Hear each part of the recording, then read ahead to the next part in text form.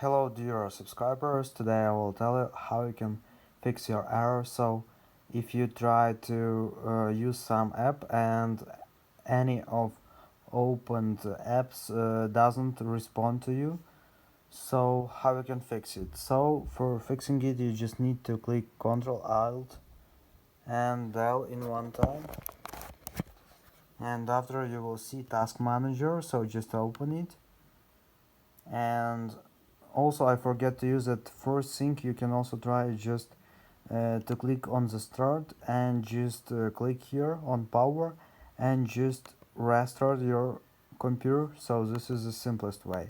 And if it doesn't help you, you can also open Task Manager, and in the Task Manager you need to find Windows Explorer here.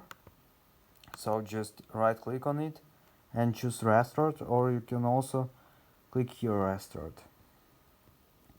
So just click on restart and just wait until it will successfully restart Windows Explorer, and I hope that it will help to you and you will fix your error. So thanks for watching, have a nice day, subscribe to my channel, click like, and goodbye.